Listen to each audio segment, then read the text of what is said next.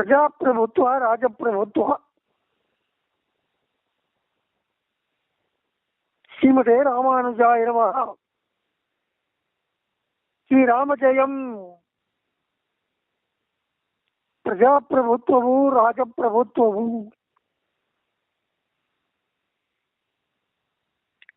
ಶ್ರೀಮತ್ತಾದ ಇತಿಹಾಸ ಪುರಾಣಗಳಲ್ಲಿ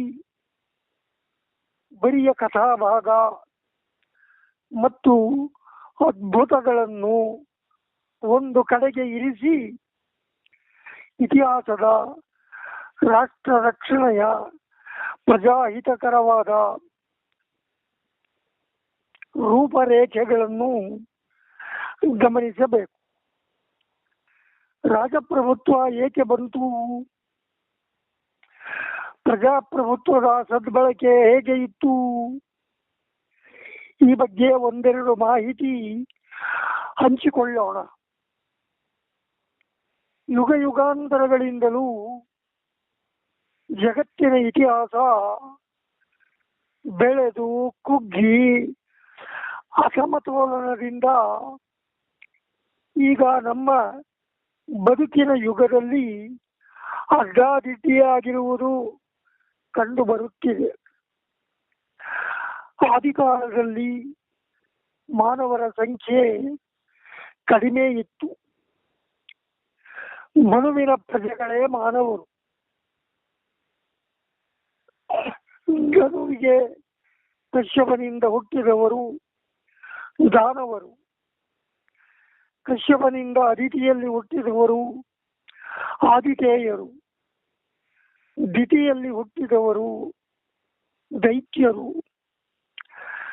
ಮರಗಳ, ಕಾಡುಗಳ, ಜಲಚರ ಭೂಚರಗಳ, ಗಗನಚರಗಳ ಪ್ರಾಣಿಗಳು ಹೆಚ್ಚಿದ್ದವು. ದಕ್ಷ ಪ್ರಜಾಪತಿ ನೀರಿನೊಳಗೆ ತಪಸ್ಸು ಮಾಡಿ ಎದ್ದು ಬಂದು ನೋಡಿದಾಗ ಜಗತ್ತೆಲ್ಲ ಕಾಡುಗಳಾಗಿದ್ದವು. ಅವನು ಬೆಂಕಿಯನ್ನು ಹುಟ್ಟಿಸಿ ಮರಗಳನ್ನು ನಾಶ ಮಾಡತೊಡಗಿದಾಗ ಚಂದ್ರಮಂಡಲದಲ್ಲಿ ಇದರ ಪರಿಣಾಮ ಕಂಡು ಬಂದು ಚಂದ್ರನಿಂದ ಆಗಬೇಕಾದ ಅನುಕೂಲ ಭೂಮಿಗೆ ಆಗದೆ ಹೋಯಿತು. ಆಗ ದಕ್ಷನು ತನ್ನ 27 ಅಶ್ವಿನಿಯಿಂದ ರೇವತಿಯವರೆಗಿದ್ದ ಹೆಣ್ಣು ಮಕ್ಕಳನ್ನು ಚಂದ್ರ ದೇವತೆಗೆ ಮದುವೆ ಮಾಡಿಕೊಟ್ಟು ಸಮಾಧಾನ ಮಾಡಿದ. ಇದೊಂದು ರೂಪಕ. ರೂಪಕ ಎಂದರೆ ಹೋಲಿಕೆಯಿಂದ ಹೇಳಿದ ಇತಿಹಾಸದ ನೇರವಾಗಿ ನಡೆದುದನ್ನು ಮತ್ತೆ ನೇರವಾಗಿ ತೋರಿಸಲು ಸಾಧ್ಯವಾಗದೆ ಹೀಗೆ ಕಥಾರೂಪವಾಗಿ ಹೇಳುವುದು ಪುರಾಣದ ರೀತಿ.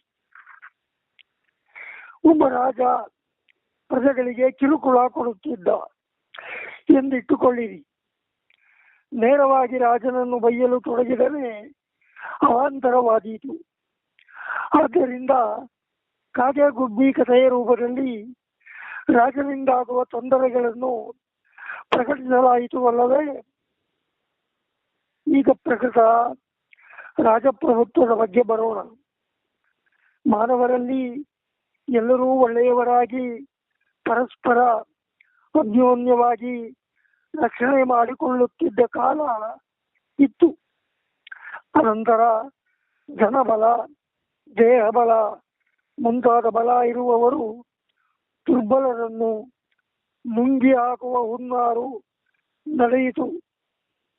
ಆಗ ದುರ್ಬಲ ಪ್ರಜೆಗಳನ್ನು ರಕ್ಷಿಸಲು ಮನುವಿನ ಆಡಳಿತ ರಾಜಪ್ರಭುತ್ವ ಆರಂಭವಾಯಿತು. ಇದೆಲ್ಲ ಪುರಾಣದಲ್ಲಿರುವ ವಿಷಯ. ಸಾತ್ವಿಕ ಸ್ವಭಾವದವರು ದುರ್ಬಲರು, ಅಸುರ ಸ್ವಭಾವದವರು ಸಮಾಜದಲ್ಲಿ ಪ್ರಬಲರು. ನಮ್ಮ ಕಾಲದ ಪ್ರಜಾಪ್ರಭುತ್ವದಲ್ಲೂ ದುರ್ಬಲರಿಗೆ, ಬಡವರಿಗೆ ಏಳಿಗೆ ಇಲ್ಲ. ಹಣವಂತನೇ ಪ್ರಜಾಪ್ರತಿನಿಧಿಯಾಗಿ ಚುನಾಯಿತನಾಗುತ್ತಾನೆ. ಪಕ್ಷ ವಿಪಕ್ಷಗಳು ಒಂದನ್ನೊಂದು ತಿಂದು ಹಾಕಲು ಪ್ರಯತ್ನಿಸುತ್ತಿದೆಯಲ್ಲವೇ? ಮನು ಮಹಾರಾಜರಿಂದ ಭಾರತ ರಾಷ್ಟ್ರದ ಅಯೋಧ್ಯೆಯಲ್ಲಿ ಆರಂಭವಾದ ರಾಜಪ್ರಭುತ್ವವು ರಾಮಾಯಣದ ಇತಿಹಾಸದವರೆಗೆ ಪ್ರಜಾರಕ್ಷಣೆಯ ಮಾದರಿಯಾಗಿತ್ತು. ಈಗಲೂ ರಾಮರಾಜ್ಯ ಎಂದು ಒಳ್ಳೆಯ ಪ್ರಜಾರಕ್ಷಣೆಯಿಂದಾಗಿ ಹೆಸರು ಬಂದಿದೆ, ಉಳಿದಿದೆ. ಆದರೆ ಈಗ ತಮಾಷೆ ಎಂದರೆ ರಾಮ ಎಂಬ ಕನ್ನಡದ ಅಕ್ಷರಗಳಲ್ಲಿ ರಾ ದಿನ ಕೆಳಗೆ ಒಂದು ಅರ್ಧ ಅಕ್ಷರ ಸೇರಿ ರಾ ಎಂಬುದು ಕಾ ಎಂದರೆ ಹೇಗೋ ಹಾಗೆ ನಮ್ಮ ಭಾರತವು ರಾಮರಾಜ್ಯವಾಗದೆ ಕಾಮಕ್ರೋಧಗಳ ಹೆಚ್ಚಳದಿಂದ ಎಲ್ಲರೂ ತಮ್ಮಿಷ್ಟ ಬಂದಂತೆ ನೀತಿ ನಿಯಮಗಳಿಲ್ಲದೆ ನಡೆದುಕೊಳ್ಳುತ್ತಿರುವುದು ಕಾಮರಾಜ್ಯ ಎನ್ನಬಹುದಲ್ಲವೇ? ನೀವೇ ಯೋಚಿಸಿ. ರಾಮನ ರಾಜ್ಯದಲ್ಲಿ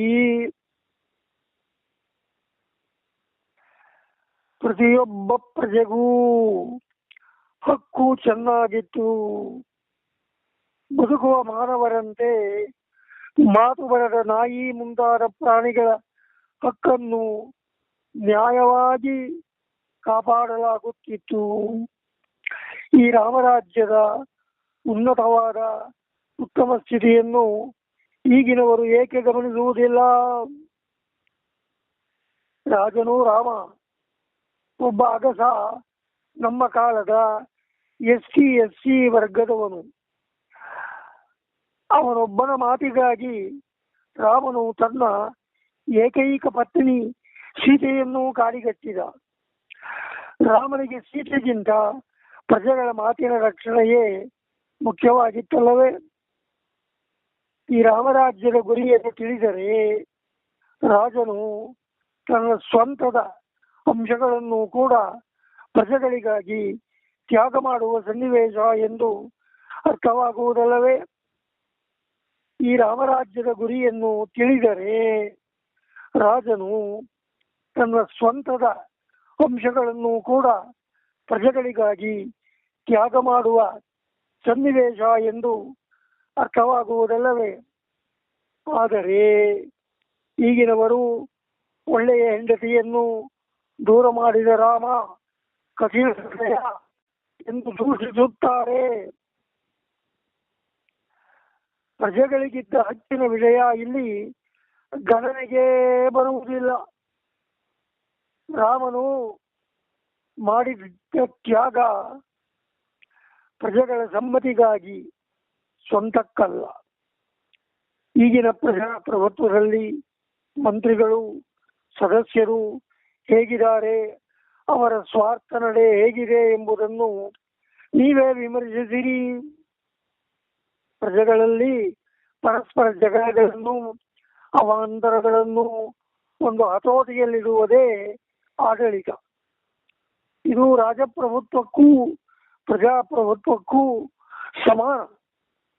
ಆಡಳಿತ ಪಕ್ಷಗಳಿಗಾಗಲಿ ವಿಪಕ್ಷಗಳಿಗಾಗಲಿ ಅವಾಂತರ, ಏರುಪೇರು, ಗಲಾಟೆ, ಕಲಹ ಸೃಷ್ಟಿಸುವುದು ಈ ಪ್ರಜಾಪ್ರಭುತ್ವವಲ್ಲ ಎಂದು ನನಗೆ ತೋರುವುದು. ನನ್ನ ಮಾತನ್ನು ನೀವು ಸಾವಧಾನವಾಗಿ ವಿಮರ್ಶಿಸಬಹುದು. ಒಳ್ಳೆಯ ಆಡಳಿತ ಮುಖ್ಯ. ಪ್ರಜಾಪ್ರಭುತ್ವದಲ್ಲಿ ವಿಪಕ್ಷಗಳು ಸಹಕರಿಸಬೇಕು ಎನ್ನುವುದು ನನ್ನ ಉದ್ದೇಶ. ಮನುಷ್ಯರು ಆಡುವ ಅಕ್ಷರ, ಪದ, ವಾಕ್ಯಗಳಿಗೆ ಭಾಷೆ ಎಂದು ಹೆಸರು. ಭಾಷಾ ವ್ಯಕ್ತಾಯಾಮ್ ವಾಚಿ ಎಂದು ಮೂಲ ಧಾತು ಪಾಠವಿದೆ. ಸ್ಪಷ್ಟವಾಗಿ ಅಕ್ಷರಗಳ ದನಿಗಳನ್ನು ಉಚ್ಚಾರಣೆ ಮಾಡಿದರೆ ಅದು ಭಾಷೆ. ಸ್ಪಷ್ಟವಿಲ್ಲದೆ ಪ್ರಾಣಿಗಳಾದ ನಾಯಿ, ನರಿ, ಕತ್ತೆ, ಕುದುರೆ ಮುಂತಾದವುಗಳು ಮಾಡುವ ಅಕ್ಷರವಲ್ಲದ ಧ್ವನಿಗಳು ಭಾಷೆ ಅಥವಾ ಭಾಷಣ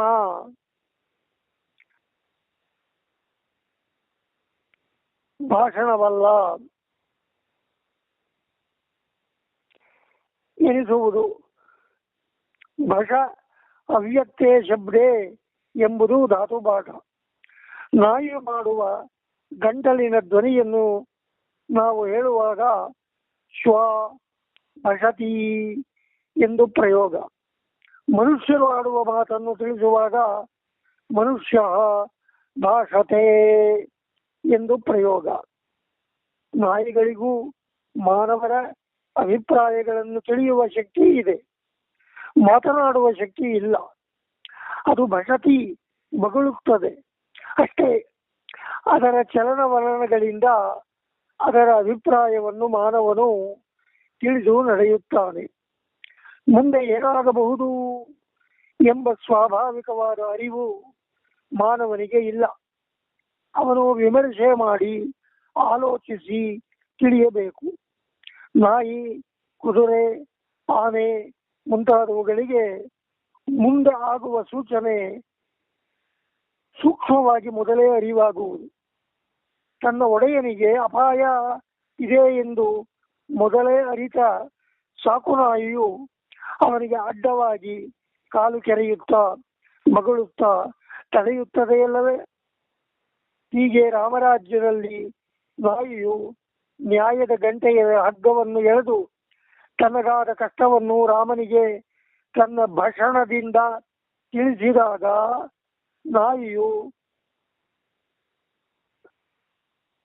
ನಾಯಿಯ ಅಭಿಪ್ರಾಯದಂತೆ ರಾಮನು ನಡೆದುಕೊಂಡುದು ನಿಜವಾದ ಪ್ರಜಾಪ್ರಭುತ್ವವಲ್ಲವೇ? ರಾಮರಾಜ್ಯದಲ್ಲಿದ್ದ ಪ್ರಜಾಪ್ರಭುತ್ವವು ರಾಜಪ್ರಭುತ್ವಕ್ಕೆ ವಿರೋಧವಾಗಿರಲಿಲ್ಲ. ಇದೇ ರಾಮರಾಜ್ಯ. ರಾಮಾಯಣ ಸರಿಯಾಗಿ ಓದದೆ ರಾಮನನ್ನೇ ದೂಷಿಸುವ ಜನರಿಗೆ ನಾನು ಏನು ಹೇಳಲಿ? ಈ ಶ್ವಾನ ಪ್ರಸಂಗವನ್ನು ರಾಮಾಯಣ ಓದಿ ಇದನ್ನು ಹೈಲೈಟ್ ಪ್ರಧಾನವಾಗಿ ಮಾಡಿ ತಿಳಿಸಬಾರದೆ? ನೀವೇ ಯೋಚಿಸಿರಿ. ಶ್ರೀರಾಮ ಜಯಂ. ಶ್ರೀಮತೆ ರಾಮಾನುಜಾಯ ನಮಃ. ನೀವೇ ಯೋಚಿಸಿರಿ. ಪ್ರಜಾಪ್ರಭುತ್ವದಲ್ಲೂ ಆಡಳಿತ ಚೆನ್ನಾಗಿರಬೇಕಾದರೆ ಆಡಳಿತ ಅಧಿಕಾರಿಗಳಿಗೆ ಪಕ್ಷ ವಿಪಕ್ಷಗಳು ಬಲಾತ್ಕಾರ ಮಾಡಬಾರದಷ್ಟೇ. ಬಲಾತ್ಕರಿಸಿ ಪಕ್ಷಗಳು ಆಡಳಿತ ನಿಯಮವನ್ನು ಏರುಪೇರು ಮಾಡುವುದರಿಂದ ರಾಷ್ಟ್ರಕ್ಕೆ ಒಳ್ಳೆಯದಾಗುವುದು ಕಷ್ಟ. ನೀತಿ ನಿಯಮಗಳು ಆಡಳಿತ ದೃಷ್ಟಿಯಿಂದ ಇರಬೇಕೇ ಹೊರತು ಪಕ್ಷ ದೃಷ್ಟಿಯಿಂದಲ್ಲ ಎಂಬ ಸತ್ಯವು ಸಾಬೀತಾಗಬೇಕು. ಗಣರಾಜ್ಯಗಳಲ್ಲಿ ರಾಜನಿರುವುದಿಲ್ಲ. ಅಂತಹ ರಾಜ್ಯಗಳಲ್ಲಿ ಸನಾತನ ಧರ್ಮಗಳಿಗೆ ಬೆಲೆ ಇಲ್ಲದೆ ಹೋಗುವುದು ಎಂದು ಭಾರತೀಯ ಪುರಾಣ ಮತ್ತು ಅರ್ಥಶಾಸ್ತ್ರ ತಿಳಿಸುತ್ತದೆ. ಪ್ರಜಾಪ್ರಭುತ್ವವು ಏಕಧರ್ಮೀಯವಾಗಿರಲು ಸಾಧ್ಯವಿಲ್ಲ. ರಾಜಪ್ರಭುತ್ವದಲ್ಲಿ ವಿವಿಧ ಧರ್ಮೀಯರು ನೆಮ್ಮದಿಯಿಂದಲೇ ಇದ್ದರು. ಧರ್ಮಗಳ ನಡುವೆ ಕಿತ್ತಾಟ ಪಂಡಿತರ ಶಾಸ್ತ್ರೀಯ ವಾದ ವಿವಾದಗಳಲ್ಲಿ ಮಾತ್ರ ಇತ್ತೇ ಹೊರತು ಜನಸಾಮಾನ್ಯರಲ್ಲಿ ಇರಲಿಲ್ಲ. ರಾಜನು ಒಂದು ಧರ್ಮಕ್ಕೆ ವಾಲಿದರೆ ಮತ್ತೆ ಧರ್ಮಗಳಿಗೆ ಕುಂದಕ ಬರುತ್ತಿತ್ತು. ರಾಜ ಸರ್ವಸಾಮಾನ್ಯ ದೃಷ್ಟಿಯಿಂದ ಇರುವವನಾಗಬೇಕು ಎಂದು ಚಾಣಕ್ಯನ ಅರ್ಥಶಾಸ್ತ್ರವು ತಿಳಿಸುತ್ತದೆ. ರಾಜ ಸ್ವತಂತ್ರನಲ್ಲ. ಮಂತ್ರಿಮಂಡಲದ ಸಲಹೆಯಂತೆ ನಡೆಯಬೇಕೆಂಬುದೇ ರಾಜನೀತಿ. ಮಂತ್ರಿಗಳು ಒಳ್ಳೆಯವರಾಗಿರಬೇಕು. ಆದೇಶ ಮಾಡುವವನು ಮಾತ್ರ ರಾಜ. ಇದೇ ರಾಜಪ್ರಭುತ್ವ. ಪುರೋಹಿತರೆಂದರೆ ಮುಂದಾಳಾಗಿ ನಿಂತು ಸಲಹೆ ಕೊಡುವವರು, ವೈದಿಕ ಕರ್ಮ ಮಾಡಿಸುವವರು ಈ ರೀತಿ ಪುರೋಹಿತರಷ್ಟೇ. ರಾಜಪ್ರಭುತ್ವದ ಮಂತ್ರಿಮಂಡಲದಲ್ಲಿ ಕುಲಪುರೋಹಿತನೂ ಇರುತ್ತಾನೆ. ಅವನ ಸಲಹೆಯೇ ಆಡಳಿತದಲ್ಲಿ ಮುಖ್ಯವಾಗಿರುತ್ತದೆ. ರಾಮರಾಜ್ಯದಲ್ಲಿ ವಸಿಷ್ಠರು ಕುಲಪುರೋಹಿತರಾಗಿದ್ದರು. ಪ್ರಜೆಗಳು ತಪ್ಪು ಮಾಡಿದರೆ ಅದು ರಾಜನಿಗೆ ಅಂಟುತ್ತದೆ. ರಾಜನು ಸರಿಯಾಗಿ ಆಡಳಿತ ನಡೆಸಲಿಲ್ಲ ಎಂಬುದೇ ಕಾರಣ. ರಾಜನಿಗೆ ಈಗಾಗಲೂ ಕುಲಪುರೋಹಿತರ ಸಲಹೆಗಳೇ ಕಾರಣವಾದ್ದರಿಂದ ರಾಜನ ತಪ್ಪು ಎಂಬ ಪಾಪ ಕರ್ಮಗಳು ಪುರೋಹಿತ ಮಂತ್ರಿಮಂಡಲಗಳಿಗೆ ಅಂಟುತ್ತವೆ. ಮುಂದಾಳುಗಳು ತಪ್ಪು ಮಾಡಿದರೆ ರಾಷ್ಟ್ರಕ್ಕೆ ನಾಶ. ರಾಷ್ಟ್ರವು ಏಕರಾಷ್ಟ್ರವಾಗಿ ಉಳಿಯುವುದಿಲ್ಲ, ಪ್ರಜೆಗಳಿಗೆ ನೆಮ್ಮದಿ ಇರದು ಎಂದೇ ರಾಜಕೀಯ ನೀತಿ ವಾಕ್ಯವಿದೆ. ರಾಜ ರಾಷ್ಟ್ರಕೃತಂ ಪಾಪಂ ರಾಜಪಾಪಂ ಪುರೋಹಿತ ಲಭತೆ ತಸ್ಯ ಪಾಪೇನ ರಾಜ ರಾಷ್ಟ್ರಂಚ ನಶ್ಯತಿ. ಇದರ ಅರ್ಥ ಹಿಂದೆಯೇ ತಿಳಿಸಲಾಗಿದೆ.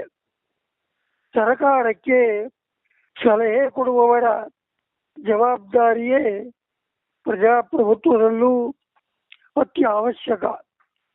ಪಕ್ಷದಲ್ಲಾಗಲಿ ವಿಪಕ್ಷಗಳಲ್ಲಾಗಲಿ ಮುಖ್ಯಸ್ಥರಿಗೆ ಸಲಹೆ ಕೊಡುವವರು ಪ್ರಜಾಹಿತಕರರೂ ಆಡಳಿತಕ್ಕೆ ಸರಿದಾರಿ ತೋರುವವರೂ ಆಗಿರಬೇಕು ಎಂಬುದು ಈ ನೀತಿ ಶ್ಲೋಕದ ಅಭಿಪ್ರಾಯ.